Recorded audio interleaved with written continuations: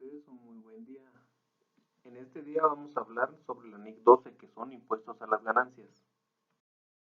Como objetivo, la norma nos indica que prescribe el tratamiento contable del impuesto a las ganancias. Pero para comenzar, ¿qué es un impuesto a las ganancias? Es un impuesto que grava las utilidades de las personas, empresas u otras empresas o entidades legales. El alcance. Para los propósitos de esta norma, el término de impuesto a las ganancias incluye todos los impuestos, ya sean nacionales o extranjeros, que se relacionan con las ganancias sujetas a imposición. El impuesto a las ganancias también incluye otros tributos, tales como las retenciones sobre dividendos que se hayan pagado por parte de una entidad subsidiaria, asociada o un acuerdo conjunto.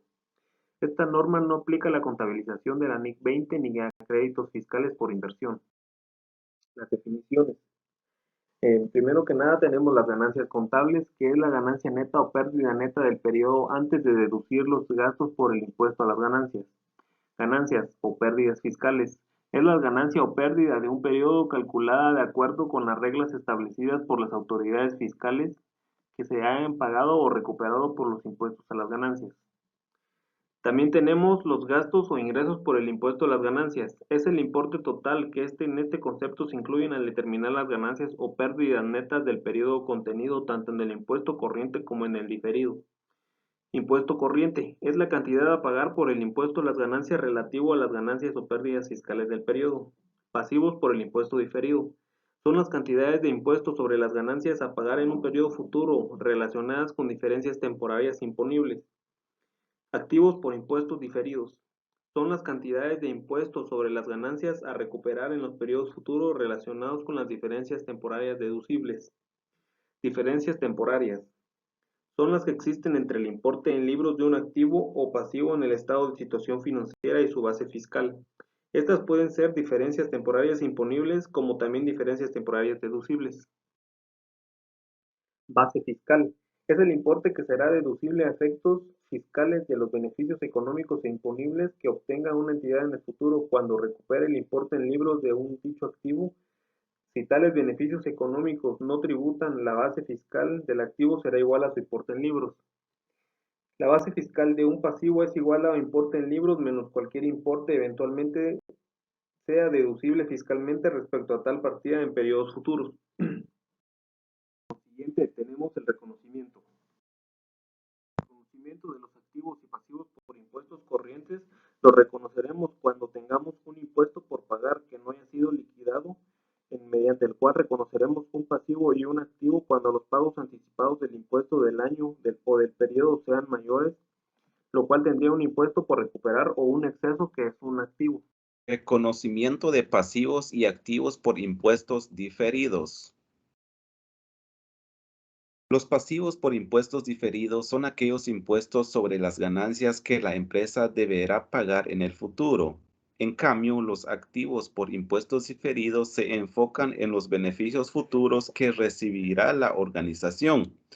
La compañía podrá recuperar el dinero realizando un pago de menor cantidad del impuesto a la renta. Diferencias temporarias imponibles. Son aquellas que causarán un aumento en el pago del impuesto a la renta, siempre y cuando en el futuro se revierta. Asimismo, los ingresos financieros ordinarios que se incluyen en la ganancia contable en proporción al tiempo transcurrido pueden, en algunos regímenes fiscales, ser computados al momento en que se cobran. Las cuotas de depreciación usadas para definir la ganancia fiscal pueden ser diferentes a las calculadas para efectos contables, y los costos de desarrollo pueden ser objeto de capitalización y amortización de periodos posteriores, pero deducidos fiscalmente en el periodo en que se haya producido. Diferencias temporarias deducibles. Son aquellas que generarán una reducción en el pago del impuesto a la renta. Entre los ejemplos que menciona la NIC 12 se encuentran los beneficios por retiro. Pueden deducirse para determinar la ganancia contable a medida que se reciban los beneficios de los empleados, pero que no se pueden deducir fiscalmente hasta que la entidad abone el pago a sus trabajadores o haga las correspondientes aportaciones a un fondo externo para que los gestione. Los costos de investigación son tratados como un gasto del periodo en que se producen al determinar la ganancia contable, pero su deducción a efectos fiscales puede no estar permitida hasta un periodo posterior a efectos del cálculo de la ganancia fiscal.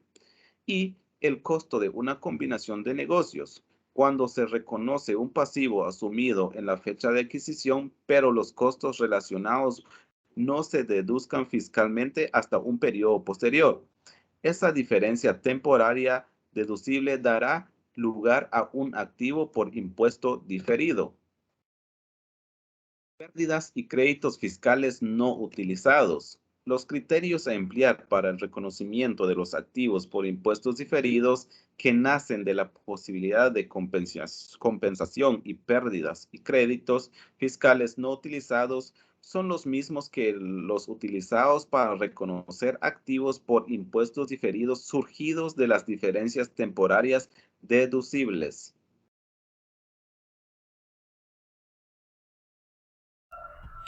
Reconsideración de activos por impuestos no reconocidos. La norma indica en su párrafo 37 que una entidad revisará en cada uno de sus ejercicios las consideraciones que lo llevaron a no reconocer un impuesto diferido por un activo y cuando las nuevas circunstancias ameriten su reconocimiento se procederá en tal sentido a realizar el respectivo reconocimiento, siempre y cuando sea probable que las futuras ganancias fiscales permitan la recuperación del activo por el impuesto diferido.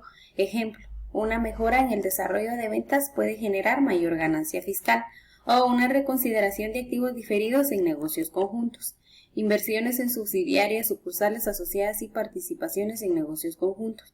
De acuerdo al párrafo 38, la norma indica que las diferencias temporarias entre estas entidades son originadas por los siguientes factores: existencia de ganancias no distribuidas, resultado por conversión de moneda extranjera, o por una reducción del importe recuperable de una inversión. Una entidad debe reconocer un activo por impuestos diferidos para todas las diferencias temporarias deducibles procedentes de las inversiones en las entidades antes mencionadas. Con respecto a los pasivos, una entidad debe de reconocer los impuestos diferidos en todos los casos de diferencias temporarias imponibles. Medición. Los activos y pasivos corrientes por impuestos deben de medirse por el importe que se piensa pagar o recuperar utilizando las tasas que se hayan aprobado o se esperen aprobar. Los activos y pasivos diferidos por impuestos deben de medirse por las tasas que se vayan a usar en el periodo de reversión a partir de la normativa y las tasas que se hayan aprobado o están a punto de hacerlo a la fecha del balance.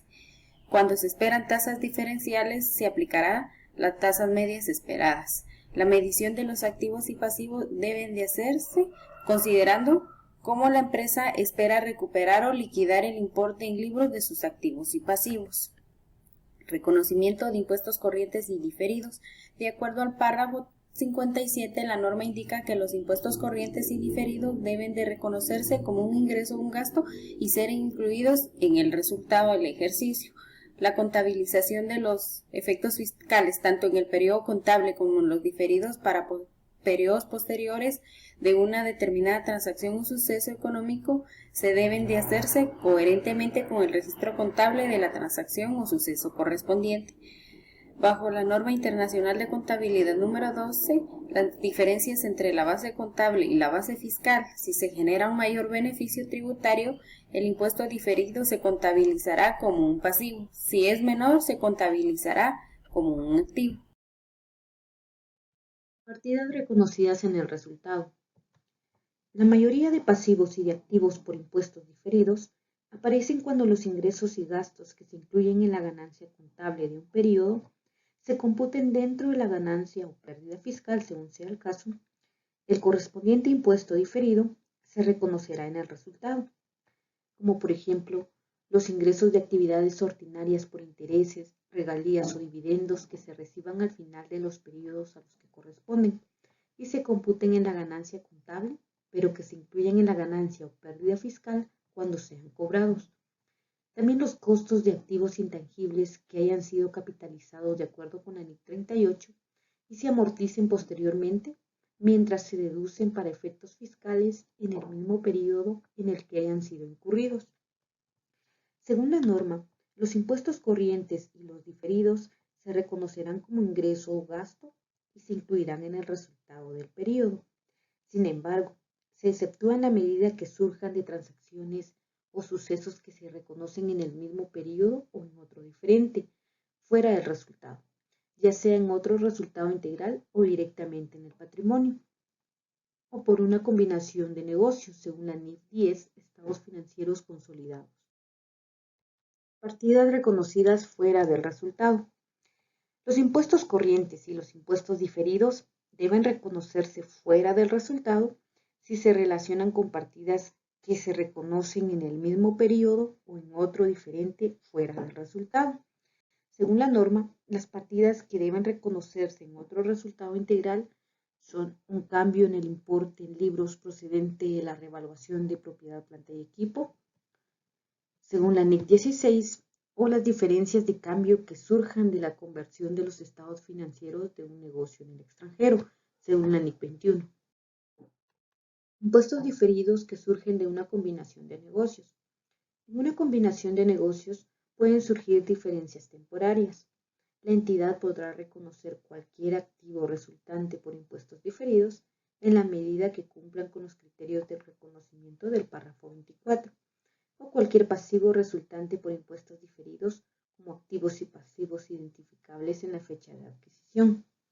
Es posible que el beneficio potencial de las pérdidas fiscales de la adquirida, compensables en el futuro, o de otros activos por impuestos diferidos, no satisfaga los criterios para su reconocimiento por separado cuando una combinación de negocios se contabiliza inicialmente, pero puede ser que posteriormente sí lo haga. Impuestos corrientes y diferidos surgidos de pagos basados en acciones. En algunas jurisdicciones fiscales, la entidad puede obtener una deducción fiscal asociada con una remuneración pagada en forma de acciones, en opciones sobre acciones o en otros instrumentos de patrimonio.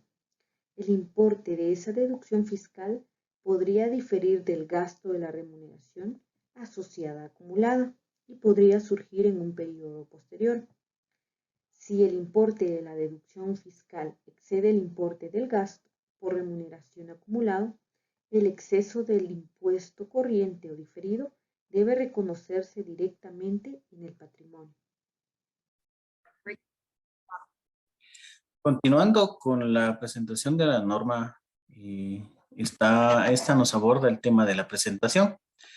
Y en esta presentación nos habla de la compensación y las entidades los compensará, sí y solo sí, si tiene el derecho exigible legalmente de compensar los importes reconocidos y también tiene la intención de liquidar por el importe neto o de realizar el activo y de liquidar el pasivo simultáneamente.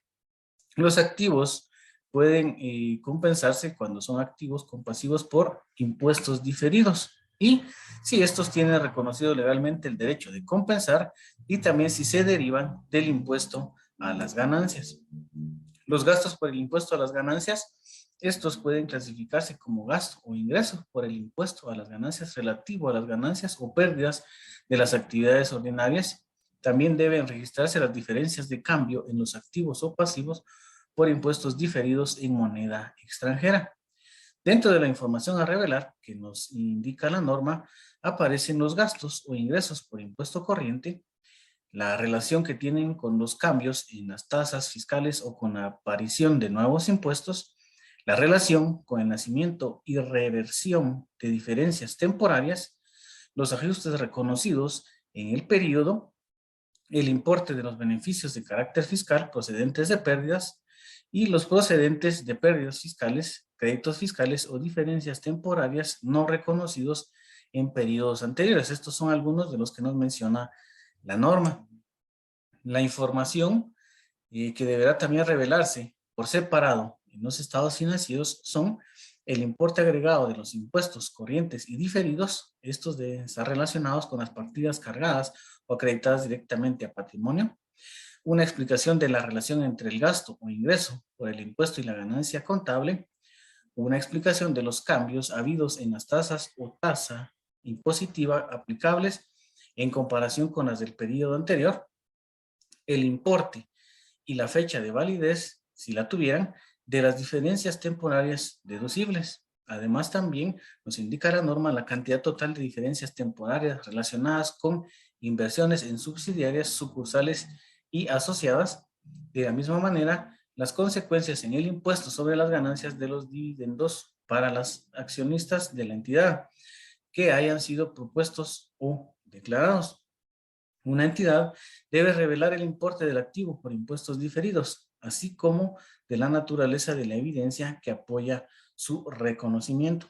La norma también nos indica que la tasa promedio efectiva será igual al gasto o ingreso por el impuesto a las ganancias dividido entre la ganancia contable.